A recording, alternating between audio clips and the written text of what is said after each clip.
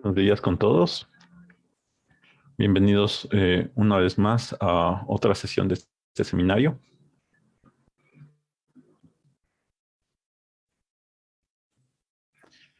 Eh, Vamos a esperar. Bueno, en esta sesión nos acompañará Juan Carlos. Y bueno, vamos a profundizar un poco en los temas de la anterior sesión que vimos sobre grafos, partes de un conjunto, familias indexadas. Sí, vamos a profundizar, ver un poco de los ejemplos que estaban en las notas que se les hizo llegar, ¿ya? Y también estar prestos a las preguntas que tengan. Recuerden que cualquier pregunta pueden ponerla en el chat para responderla al final, ¿ya? Bueno, eh, para recordarles que esta es parte eh, del grupo de estudio de Fundamentos de la Matemática que está organizando la Asociación de Estudiantes de Matemática e Ingeniería Matemática de la Politécnica Nacional, ¿sí? Estamos generando estos seminarios que va a ser la primera parte eh, de este grupo de estudio, donde vamos a dar clases magistrales para después, con las personas que les haya gustado eh, los temas expuestos, tener reuniones ya para debatir de una mejor forma estos tópicos, estos temas. ¿Sí? Pueden inscribirse a este grupo de estudio contactándose con la Asociación de Estudiantes, ¿sí? Entonces pueden escribirles por la página de Facebook y revisar, ¿sí? Si no vieron alguna de las sesiones anteriores, pues bueno, pueden buscarle aquí en la cuenta del Departamento de Matemática de la Escuela Politécnica Nacional. Están las grabaciones y próximamente las subiremos a un canal de YouTube. Y igual por estas redes sociales les compartiremos. Listo. Bueno, entonces sin más, comencemos con lo que vamos a ver esta semana. ¿Ya? Bueno, entonces lo que vamos a hacer es un poco revisar los conceptos que los vimos en la anterior sesión y ver algunos ejemplos.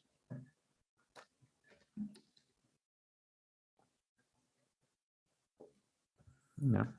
Entonces, bueno, comenzamos viendo la sesión anterior el concepto de grafos, ¿verdad? Y grafo era básicamente cualquier clase cuyos elementos eran pares ordenados, ¿verdad?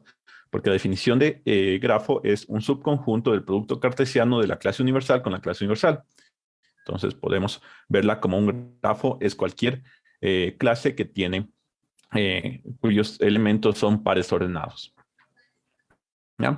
Y entre este tipo especial de clases podemos hacer algunas operaciones, ¿ya? Y la operación insignia de los grafos es la composición, ¿ya?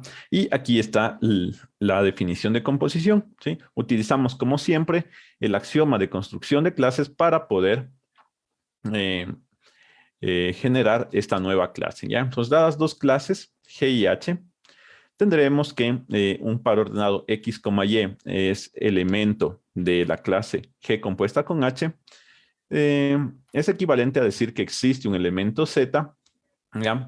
Tal que el par ordenado X, Z está en H y el par ordenado Y, Z está en G, ¿ya?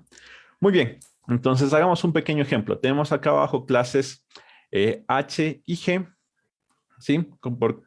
Son grafos. ¿Por qué son grafos? Porque sus únicos elementos son pares ordenados, ¿verdad?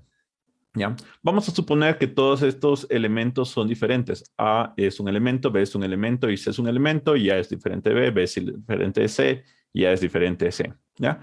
Tratemos de generar la composición de estos dos grafos, a ver qué obtenemos, ¿ya? Listo. Pues veamos. Para que un elemento, ¿sí?, esté en este grafo, ¿qué necesito? Necesito que su primera componente, ¿sí?, ¿ya?, tenga una segunda componente de tal forma que estén en H y su segunda componente, ¿ya?, tenga una segunda componente que esté en G, ¿no es cierto? ¿Ya? Entonces, de esa forma logramos hacer la composición, ¿ya? Muy bien, entonces comencemos. Vamos a ver qué pares pueden estar en la composición de estos dos grafos, ¿ya? Entonces, analicemos un poco la composición de G compuesta con H. ¿Ya? Entonces, partamos de lo siguiente. Si X, Y es un elemento de la composición G y H, vamos, ¿qué pasa? Entonces, existe un elemento Z tal que, ¿sí? X, Z está en H y Y, Z está en G. Listo. ¿Ya? Muy bien. Pero ¿cuál es el único elemento de H? ¿Cómo está formado H? H es un unitario, ¿no es cierto? Es un conjunto unitario que es A, B. ¿Verdad? Entonces, si tengo que este elemento esté en esta composición, eso es equivalente a que X, Z están en H. ¿Ya? Por lo tanto, como el único elemento de H es A, B, concluyo que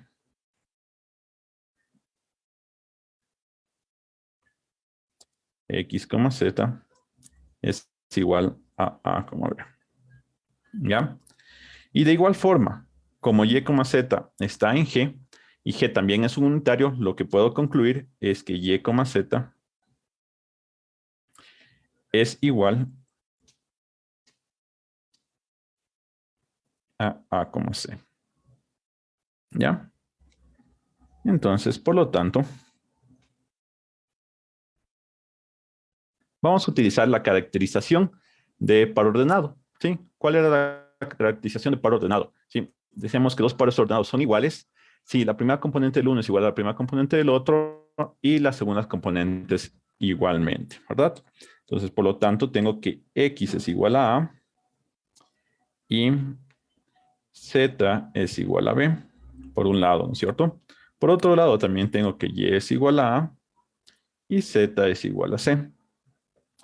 Muy bien, entonces yo tengo que Z es igual a B y Z es igual a C.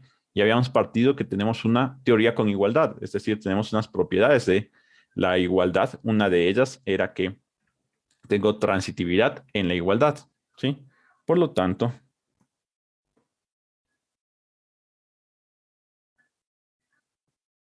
B es igual a C, ¿ya? Y uno de los supuestos que hicimos es que todos estos elementos que teníamos eran diferentes. Es decir, llegué a una contradicción, ¿ya? ¿Y qué? ¿Qué logré? ¿Qué hice? Partí de tomar un elemento en la composición y llegué a algo contradictorio. ¿Qué quiere decir eso? ¿Qué nos dice eso? Que no existe un elemento en esta composición, ¿ya? Es decir, podemos concluir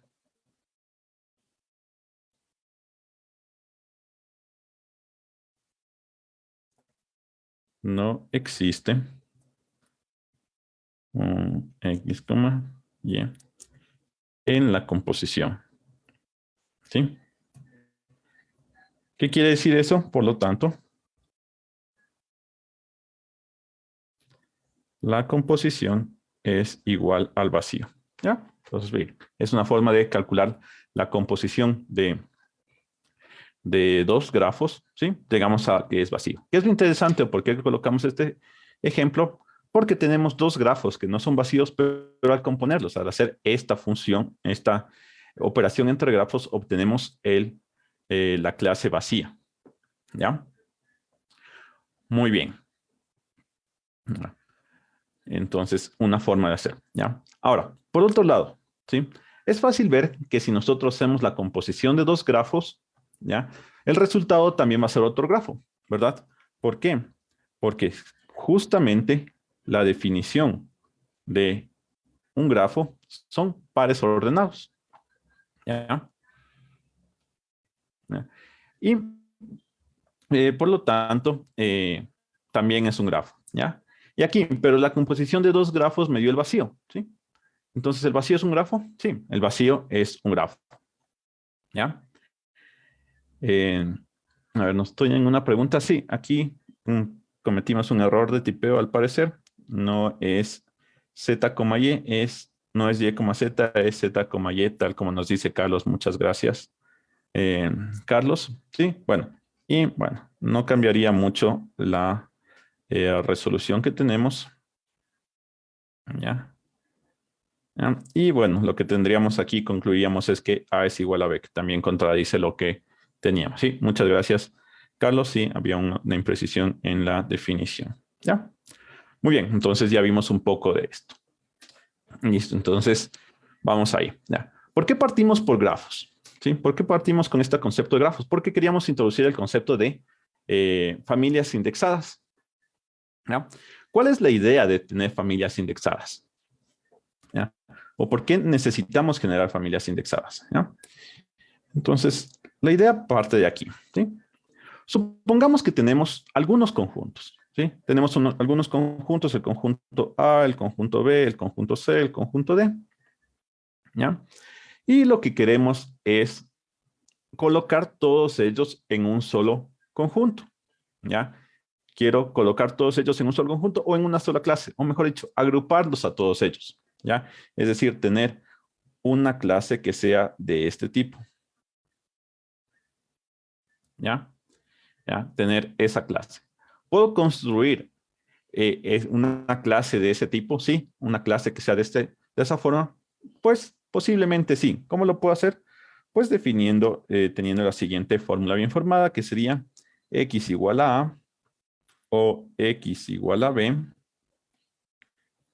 o x igual a C, o x igual a D. ¿Sí? Aquí yo tengo una fórmula bien formada, ¿ya? Y por lo tanto, por el axioma de construcción de clases, me garantiza la existencia de una clase a la que yo le voy a poder llamar, tomémosle C cursiva, de esta manera, ¿ya? Entonces yo podría hacer esto, ¿ya? ¿Sí? Pero ¿cuándo puedo hacer eso? Cuando estos de aquí tengan sentido, o sea, x, que sería una variable de conjunto, sea igual a A, ¿ya? Y si A es igual a X y X es un conjunto, A también debe ser un conjunto. Lo mismo para B, para C y para D. Es decir, cuando todas estas de aquí son clases, diré conjuntos, ¿ya? Yo puedo garantizar con mi axioma poder juntarles a todas en otra clase, ¿ya? Y formar esto, ¿ya? Y ya sea con 4, con 5, con 6, lo podría hacer, ¿ya? Pero ¿qué pasa si yo no tengo estos de aquí conjuntos? E igual quiero tener la agrupación de todos ellos para poder yo trabajar con estos, ¿ya? ¿Y cómo podría hacerlo? ¿Ya? Ahí no puedo generar, si son clases, por ejemplo, clases propias, yo no puedo generar una clase cuyo elemento sea A. Si A es una clase propia, no puedo. ¿Por qué? Por definición de clase propia, no es elemento de ninguna otra clase, ¿ya? Entonces, ¿cómo puedo sobrellevar esta idea de no tener, eh, no poder agrupar todas estas clases, pero aún así tener esta idea de un agrupamiento de ellas, ¿ya? Entonces, podemos hacer de la siguiente manera. ¿Qué es lo que quiero aquí? Yo quiero agruparlos estos, ¿sí? Poder reconocer qué elementos son partes de A, qué elementos son elementos de B, qué elementos son elementos de C y qué elementos son elementos de D, ¿verdad? ¿Sí? Entonces vamos a algo un poco más conciso. Digamos que A es igual al conjunto formado por A y B, ¿sí? Y B es igual al conjunto formado por C y D. ¿Ya? ¿Sí? Y en el caso de ser estos de aquí conjuntos, yo podría formar muy fácilmente AB y CD, ¿no es cierto? Y ahí yo ya tengo a A, tengo a B, tengo a C y tengo a D, ¿sí? Y como están separados en sus conjuntos a los que pertenecen, yo ya puedo identificar dónde está A, dónde está B, dónde está C y dónde está D, ¿ya? Pero en el caso de tener clases propias, no puedo formar esto, ¿sí? ¿Ya? Pero, ¿qué puedo hacer? Bueno, puedo hacer lo siguiente, ¿sí? Hagamos lo siguiente. Voy a llamarles en lugar de A y B, vamos a llamarles A1 y A2, ¿ya? Y voy a hacer esto de aquí. Voy a generar A1 producto con 1, ¿sí? ¿Ya? Y A2 producto con 2, ¿sí? ¿qué me quedaría? ¿Sí? Al hacer el producto cartesiano, lo que tengo son todos los elementos de A1 en la primera componente y el 1 en la segunda. Es decir, tendría A,1 y B,1. ¿Ya? Y yo tendría también C,2 y B,2. ¿Ya? Al hacer todas estas clases, ¿sí? No tengo ningún problema. Todo esto son clases y sí los puedo formar. ¿Ya? ¿Por qué? Porque al ser A elemento de A1 es un conjunto, ¿no es cierto? ¿Ya? Y al ser 1 elemento de este unitario, también asumimos que es un conjunto. Por lo tanto, puedo formar esta pareja, ¿ya? Y por un axioma que vimos, ese par ordenado, ¿ya? Bueno, en principio el par desordenado y por lo tanto el par ordenado también va a ser un conjunto, va a ser un elemento. Entonces lo puedo poner dentro de otra clase, ¿ya? Entonces esta clase de aquí existe, sí lo puedo formar. Igual esta clase de aquí sí la puedo formar, ¿sí? Entonces, esas dos clases las puedo formar sin ningún problema. Y además yo puedo formar la clase que una a estas dos clases, ¿sí? Entonces lo puedo poner así. A,1, B,1, C,2 y D,2. ¿Ya? Es decir, la unión de esas dos clases. ¿Ya? ¿La puedo formar? Sí, sí la puedo formar porque todo lo que está ahí son elementos, son conjuntos. ¿Ya? A diferencia de este de acá, que si yo no estoy seguro si es que esto de aquí fuese conjunto, ya, supongamos que no es un conjunto en esta vez, no podría formar esto, ¿ya? Pero si suponemos que esto no es conjunto, nada me impide a yo formar esta clase aquí. ¿Y qué obtengo? Que de cierto modo quedan caracterizados cuáles son los elementos del primer conjunto, ¿sí? ¿Por qué? Porque ellos tienen una pareja que es el 1. Y también queda determinado, quedan caracterizados cuáles son los elementos del segundo conjunto, porque tienen esa característica de 2, ¿verdad? Y yo ya de alguna forma logré juntar todos los elementos de A1 y de A2 en un solo conjunto sin mezclarlos, teniéndolos separados, que era más o menos mi idea, mi objetivo, ¿sí? Y sin ningún problema de si esos conjuntos son clases propias o si son conjuntos. Esa es la idea de definir una familia indexada, poder hacer esto de aquí. ¿Ya? Entonces, como vemos, parte de la idea de un grafo, ¿sí? ¿Listo? Entonces, veamos cómo es eso, ¿ya? Entonces dice, si yo tengo una clase y este signo de aquí, ¿ya? Va a representar el grafo G, tal que su dominio es y para todo y en I se tiene I, X. Bueno, aquí estaría al revés de lo que hicimos en esta parte de aquí, ¿sí? Bueno, sería lo mismo que hicimos aquí, pero colocándoles al revés los pares ordenados, ¿ya?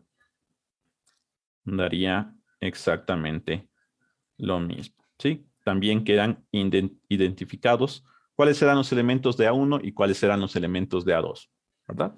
Entonces, esto le llamaría básicamente A sub I con I elemento de 1,2, ¿verdad? ¿Sí? Entonces ya pude caracterizar o hacer como una agrupación de todos estos elementos sin ponerme a ver si son conjuntos o no son conjuntos. ¿Ya? Y a este grafo se le denomina la familia indexada de la clase I. ¿Por qué indexada? Porque yo puedo, a través de un índice que sería el 1, identificar cuáles son los elementos del primer conjunto y el 2, identificar cuáles son los elementos del segundo conjunto. ¿Ya? ¿Sí? Y si tengo 3, 4, 5, sí, no importa, puedo seguirlos indexando. ¿Ya?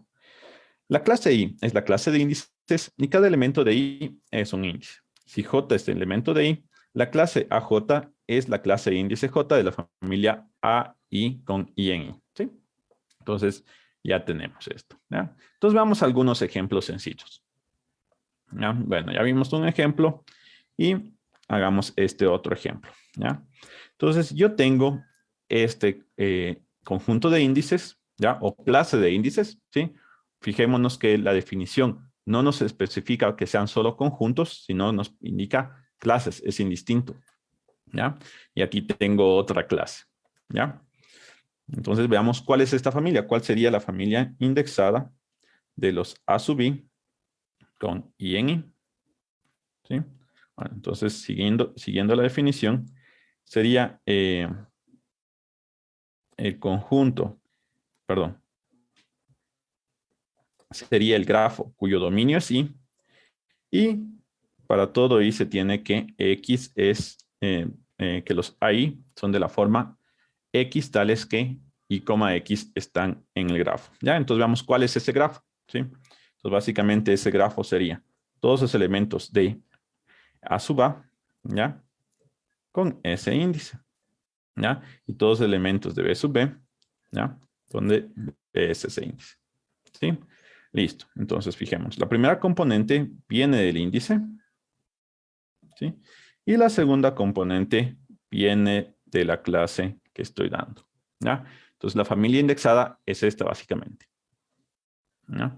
Sigamos con otro ejemplo, veamos un poco más interesante, ¿sí? Este de acá, ¿no? Entonces, ¿cuál sería esta familia indexada de los B sub I con I en I? ¿Ya? Bueno, sería un grafo. Entonces tengo pares ordenados, cuya primera componente es el índice. Entonces traigámonos el índice A, ¿ya? Y en su segunda componente debe estar cada uno de los elementos de B sub A, ¿ya? Entonces B sub A tiene el elemento B, entonces lo pongo acá, ¿sí? Como no tiene más elementos, no tengo más pares ordenados aquí, ¿ya? Sigo haciendo, me iría por el siguiente índice que sería B, ¿ya? Ese lo traje de aquí, ¿ya? Y en su segunda componente iría cada uno de los elementos de B sub B, ¿sí? Entonces, esta sería la idea eh, de la familia indexada, ¿sí? Listo. Entonces, vamos, les voy a dar unos segundos para que me digan cómo sería en sí la familia indexada de los C sub I con I en I. ¿Sí? Traten de pensar estas ideas para plantear esto de aquí. ¿Cómo sería esta familia indexada?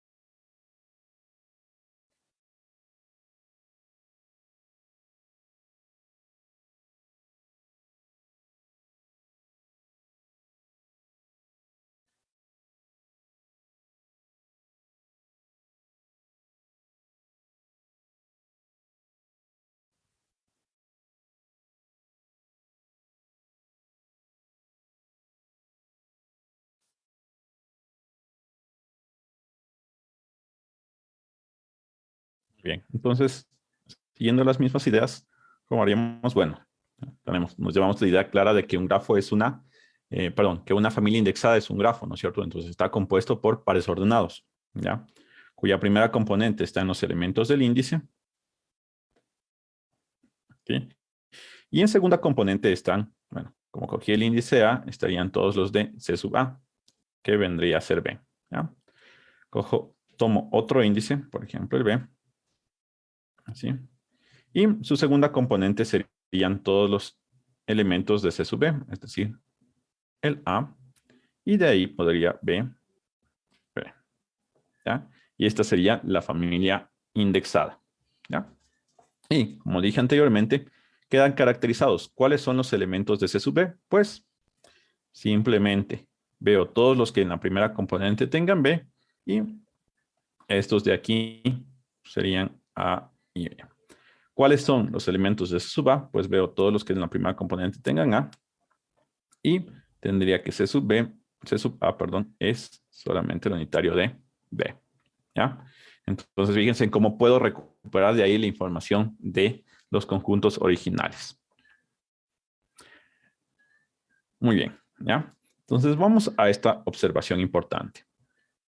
¿Ya?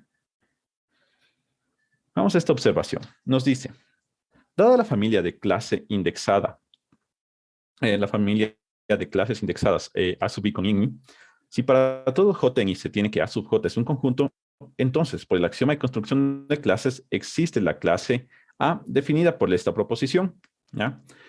A es igual a todos los X, tal que existe en I, tal que I en I, y X es igual a A sub I. ¿Ya? Entonces, veamos qué significa esto. ¿Ya? Hagamos un ejemplo sencillo y veamos cómo se relaciona con lo que vimos inicialmente. ¿Ya? Supongamos que tenemos un A1, ¿sí? Y un A2. ¿Ya? Dos conjuntos cualquiera, ¿sí? ¿Ya?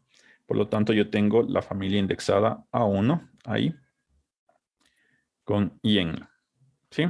Y pongámosle aquí, digamos que este es A, B y este es C. ¿Ya? Entonces, bueno, rápidamente con lo que vimos antes, esta familia indexada, ¿qué sería? Sería, bueno, y el índice, pongámosle 1,2. ¿Ya? Entonces, rápidamente, esta familia indexada sería 1,A, 1,B y 2,C. ¿Ya? Muy bien. Pero dice que, por otro lado, yo podría formar la siguiente clase. Podría formar la siguiente clase de todos los X, tales que existe Y, tal que ese Y esté en I, y X es igual a A sub I. ¿Ya? Es decir, tomemos un elemento de I, por ejemplo, el 1. El X tendría que ser igual a A sub 1. ¿Sí? Es decir, A sub 1 sería elemento de esta clase A. ¿Ya? Otro elemento de I es el 2. ¿Sí? Entonces, X debería ser igual a sub 2. Es decir, el A sub 2 es otro elemento de esta clase. Entonces, esta clase A sería el A1, A2. Obviamente, siempre que asuma que A1 y A2 son conjuntos. ¿Ya? Por un abuso de notación a esta clase de aquí, se le suele colocar de la siguiente manera. A sub I con I en I. ¿Sí? Tiene la misma idea. Tiene de ahí una clase. ¿Ya? Y veamos. Como vimos al inicio, esta de aquí, esta familia indexada y esta de acá, no son lo mismo. Fijémonos aquí. Este es un grafo. Este es una clase que contiene otras clases, que tiene la clase A1 y la clase A2. Acá, la clase A1 no pertenece a una familia indexada. ¿Sí? Pero lo que sí son cosas diferentes, pero llevan la misma esencia, ¿ya? Agrupar o aglutinar todos los elementos que tengo en ambas clases y de tal forma que yo pueda identificar cada uno de ellos. ¿No? Muy bien. ¿No? Y ahora sí, que ya puedo hablar de una colección de clases, ¿sí? Que ya puedo hablar de una colección cualquiera de clases, ¿no? Yo ya puedo hacer operaciones sobre estas clases. ¿No? Y las operaciones que vimos fue la unión generalizada y la intersección generalizada. ¿No? Entonces, hagamos esta idea para que nos quede más claro cómo manejar estas operaciones ante familias indexadas. ¿No? Entonces, fijémonos lo siguiente. Tomemos estos de aquí. Este índice, ¿ya? Formados por A y B. La clase A sub A, que es un unitario de A, y la clase A sub B, que es el unitario de B. ¿Ya?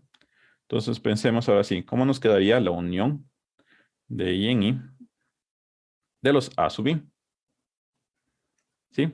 Entonces, recordemos la definición de unión. ¿Ya? Cuando alguien está en la unión generalizada. ¿Sí? Bueno, alguien está en unión generalizada cuando existe un elemento en la familia de índices de tal forma que un elemento, digámosle, I en la familia de índices, tal que el X que estemos hablando está en ese A sub I. ¿Ya? Entonces, pondríamos aquí, son todos los X tales que existe un I tal que el I es un elemento de la familia de índices y X está en A sub I. ¿Ya?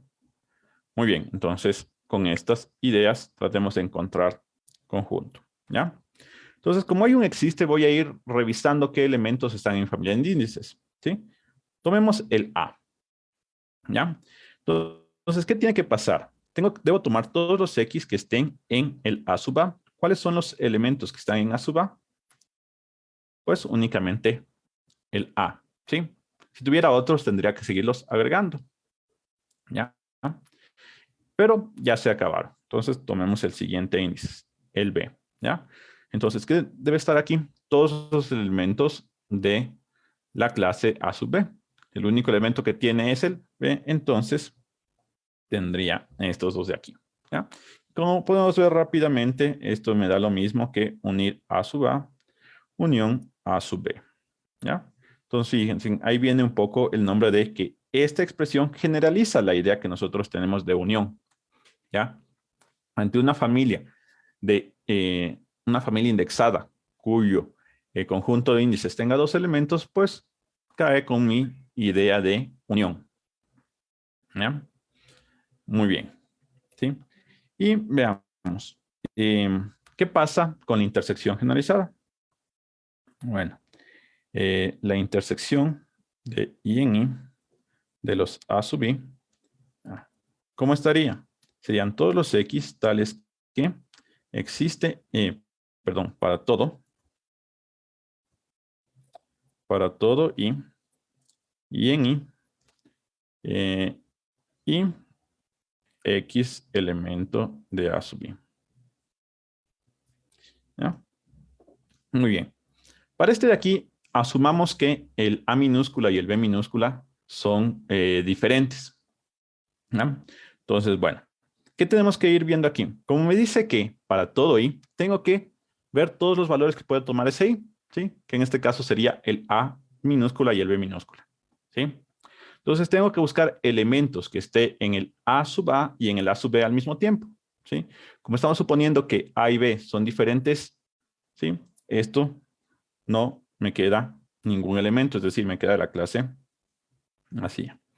Que es lo mismo que tendríamos si nosotros hiciéramos la operación de intersección. ¿Ya? Entonces, de igual manera, esta nueva concepto está generalizando la idea de intersección que tenemos. ¿Ya? Por eso, su apelativo de unión generalizada e intersección generalizada de una familia. ¿Ya? ¿Ya? Muy bien, entonces, vamos a hacer... ¿ya? Entonces ya tenemos esta idea de generalizadas, de uniones generalizadas de una familia indexada, ¿sí? Pero no nos quedamos ahí. También vimos otro concepto, que era una unión generalizada de una clase. ¿Ya? Entonces, veamos, recordemos esa definición y con eso tratemos de hacer un par de ejemplos. ¿Ya? Muy bien. Entonces, si A y B son conjuntos, entonces, ¿cuál es la unión de A y B? ¿Sí? Bueno, eso ya nos dice aquí qué es esto, pero veámoslo, ¿sí? La unión de una clase. ¿Cómo era esta definición? ¿Sí? Ya, la unión generalizada sobre clases, ¿verdad? Entonces, bueno, si tienen los apuntes a mano, eso estaba en la sección 4.4, ¿ya? Donde nos decía unión de una clase. ¿Qué era esto? Bueno, básicamente era el conjunto de todos los X, perdón, la clase de todos los X, tales que existe un Y con Y en A y X elemento de Y. ¿Ya? Muy bien. ¿Ya? Entonces, analicemos. ¿Ya? Deben ser elementos tomo yes, busco el yes, ¿dónde están esos yes? En este conjunto A. Bueno, aquí me equivoqué, perdón, no sería A. Sería en el conjunto que estamos tratando, es decir, en A, B, o en la clase en la que estamos tratando. ¿Ya? Entonces, básicamente, Y puede ser A o puede ser B. ¿Y quiénes van a estar aquí? Pues bueno, van a estar todos los elementos que estén en A o que estén en B, ¿no es cierto? Porque este Y, las posibilidades son A y B. ¿Sí? Entonces, bueno, básicamente esto de aquí sería la clase A unida a la clase B. ¿Ya? Entonces, con esto ya podemos llevarnos la idea de qué significa unir un conjunto. ¿Ya? Significa hacer la unión de todos sus elementos. Hacer la unión como, por ejemplo, indexar todos esos elementos, ¿ya? Y hacer esta unión, ¿verdad? ¿Sí? ¿En qué sentido? Por ejemplo, yo ya tengo esto y cómo lo puedo ver en un análogo a la parte anterior, ¿sí?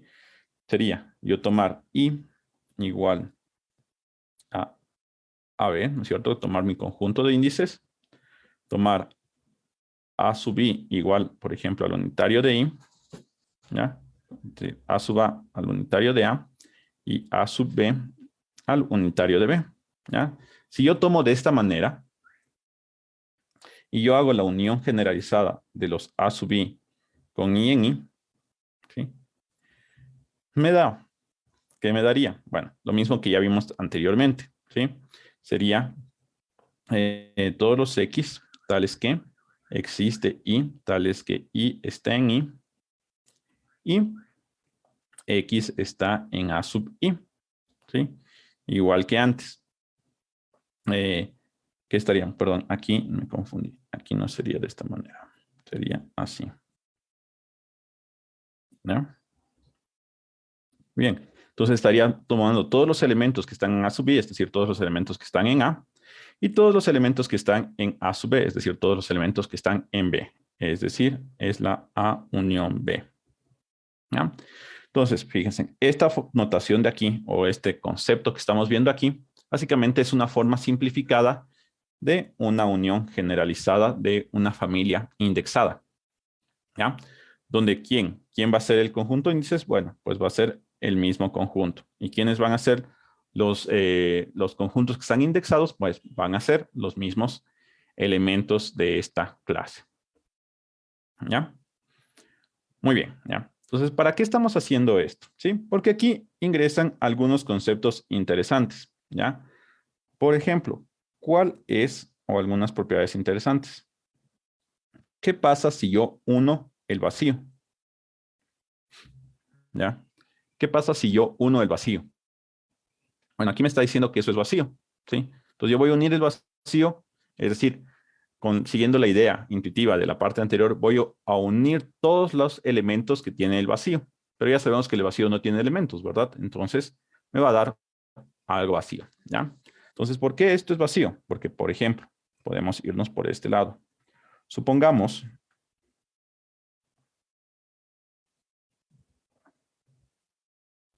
que X es un elemento de la unión del vacío, ¿ya?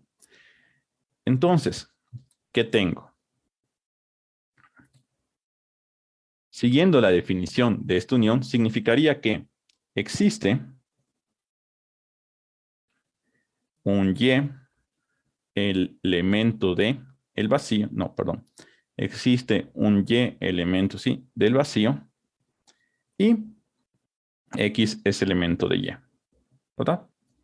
Y aquí yo acabo de llegar a una contradicción, ¿sí? Entonces, lo cual es absurdo. Por lo tanto, no existe tal que X sea elemento de esta unión. Es decir,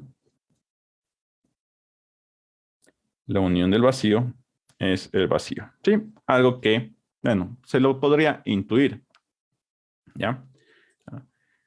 Ya. Pero ahora vamos a algo que no es tan intuitivo en principio, que sería la otra operación. ¿Ya? ¿Qué pasa si yo quiero hacer la intersección del vacío? ¿Ya? ¿Ya? Bien, ¿qué pasa si yo quiero hacer la intersección del vacío? ¿Ya? Entonces, traten de pensarle un momento qué podría pasar al hacer la intersección, ¿sí? Y ya en un instante le doy la respuesta.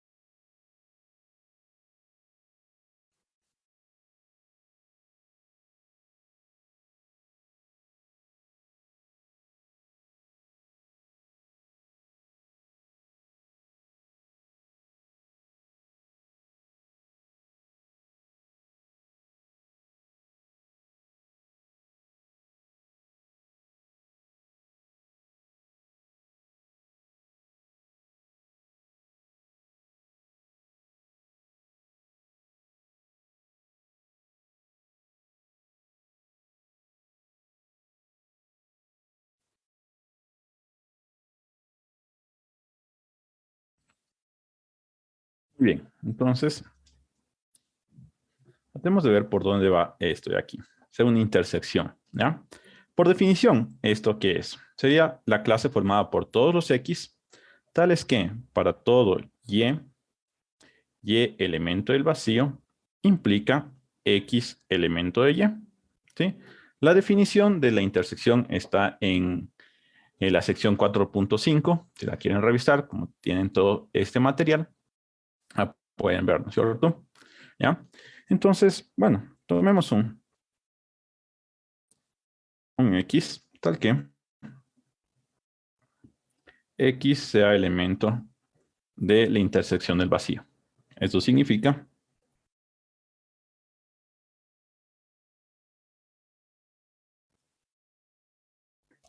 que para todo Y elemento del vacío implica X elemento de Y. ¿Ya? Muy bien. Entonces, esta proposición de aquí, Y elemento del vacío, es una proposición falsa, ¿verdad? ¿Sí? Porque nosotros ya vimos que para todo conjunto, ese conjunto no puede ser elemento del vacío. ¿Ya? Entonces, esto de aquí es una proposición falsa. ¿Ya? Por lo tanto, por definición de implicación, esto de aquí, sin importar el valor de verdad que tenga X elemento Y, esto de aquí siempre va a ser verdadero, ¿no es cierto? Por la definición de implicación. Es decir, esta proposición de aquí va a ser verdadero. ¿Importa qué Y estoy tomando para que esa proposición sea verdadero? No. ¿Sí? Entonces, esta proposición para todo Y, esto de aquí, es siempre verdadera. ¿Sí? Entonces, ¿importó alguna característica especial que tenga X para llevarnos a esto? No, es decir, para cualquier X, esto va a ser verdadero. ¿Ya? Entonces, para cualquier X, vamos a redactarlo de esa manera. Entonces, tomemos X cualquiera, ¿no es cierto? X en la clase universal. Entonces, tenemos que la proposición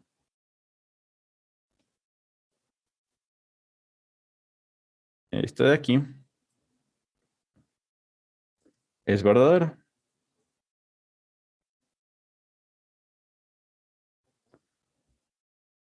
Por lo tanto, ¿sí? X estaría en la intersección del vacío. ¿Ya? Entonces, si de X elemento de la clase universal yo digo que X es elemento de la intersección de vacío, concluimos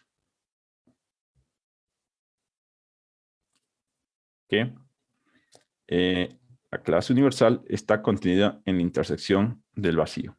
¿Ya? Pero por otro lado, nosotros también teníamos que toda clase está contenida en la clase universal.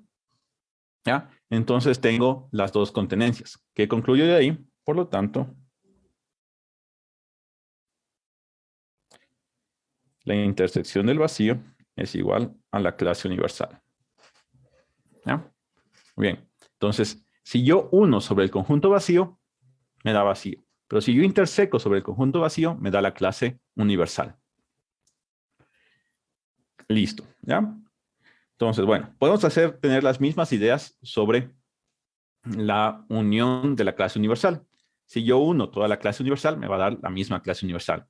Y si yo interseco la clase universal, me va a dar la clase vacía. ¿Ya? Esas las pueden hacer para repasar un poco estos conceptos. Ya.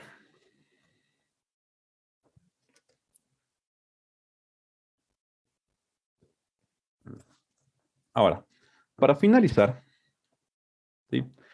Vamos también a repasar el último concepto que vimos en la sesión anterior, que era la clase partes, ¿ya? O la potencia. ¿Sí? Y vimos la siguiente definición.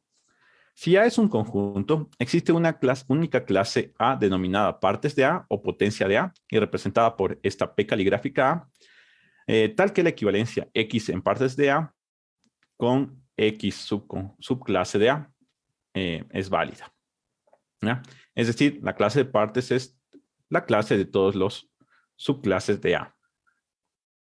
Entonces, vayamos a hacer un ejemplo. ¿Ya?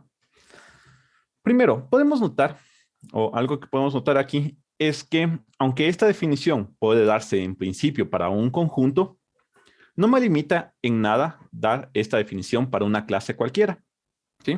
Podríamos ampliar esta definición de partes para una clase cualquiera, ¿sí? Entonces, con esa idea, veamos. ¿Ya? Veamos el vacío, ¿sí? Tratemos de determinar cuáles partes del vacío, ¿ya? Ya. Muy bien, entonces aquí la idea sería, ¿cuáles son todas las subclases del vacío? ¿Ya? Pues bueno, yo sé de primera instancia que el vacío siempre es subclase del vacío, ¿ya? Pero para ser un elemento de partes del vacío, yo no necesito solo que sea subclase del vacío. Yo necesito que sea un elemento, es decir, que sea un conjunto que sea subclase del vacío, ¿ya? Entonces, a partir de aquí, yo no puedo concluir directamente que el vacío es un elemento de partes del vacío, ¿sí? A menos que yo sepa a priori que el vacío es un conjunto, es un elemento, ¿sí? Como hablamos en la última sesión, podemos tomar un axioma temporal que es suponer que el vacío es un conjunto, ¿sí? Y en caso de que yo suponga que el vacío es un conjunto, entonces aquí podríamos decir, si vacío es un conjunto,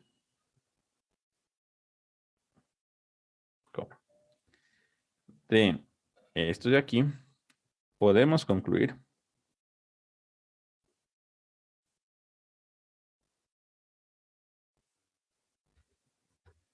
esto de acá, ¿ya?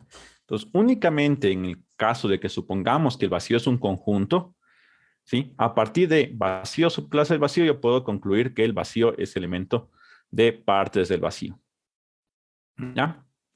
¿Sí? Pero además, puedo concluir que no hay ningún otro, ninguna otra clase, ningún otro conjunto que sea elemento, ¿sí? de partes del vacío, ¿ya? ¿Por qué podría ser eso? Pues veamos, ahora supongamos, entonces, ahora supongamos que existe un X elemento de partes del vacío tal que X no sea vacío. ¿Ya? Muy bien. Entonces, como X está en partes del vacío, tenemos, ¿sí? ¿Cuál es la proposición que define partes del vacío? Pues que X es una subclase del vacío. ¿Ya? Listo. ¿Ya? Por otro lado, nosotros sabemos que siempre tenemos que el vacío es subclase de X, ¿verdad? ¿Ya? Por lo tanto, concluimos que X es igual al vacío, ¿verdad? De aquí y de aquí concluyo que X es igual al vacío, ¿ya? Pero estaba suponiendo que son diferentes, entonces llegué a una contradicción, ¿ya? ¿Qué quiere decir esto? Que el único elemento de partes del vacío es el vacío, ¿ya? Es decir,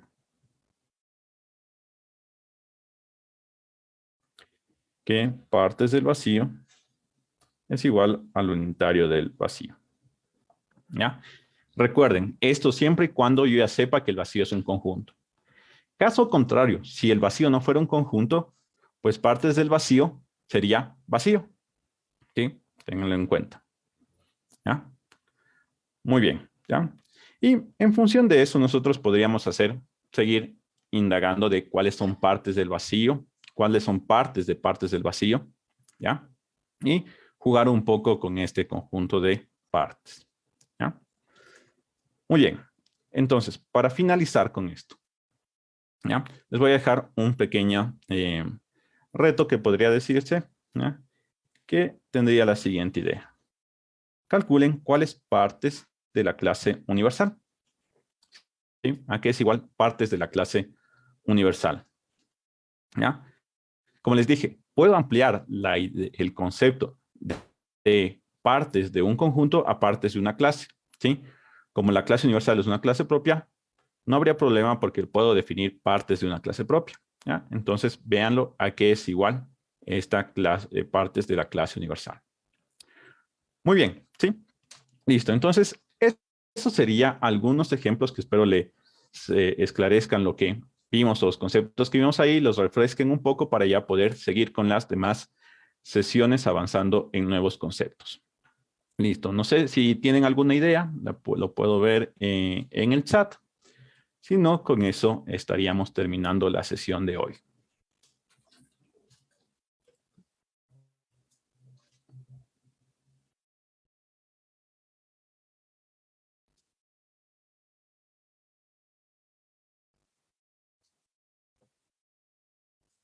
¿Ya? Muy bien. Entonces, no veo ninguna pregunta en el chat. Quedaríamos ahí. Muchas gracias a todos por asistir a esta tercera sesión de esos seminarios de Fundamentos de la Matemática y nos estaríamos viendo la siguiente sesión. Estén pendientes de su correo donde mandamos el material y de las redes sociales para que indicamos y promocionamos cuando se dé la siguiente sesión. Muchas gracias por venir y hasta luego.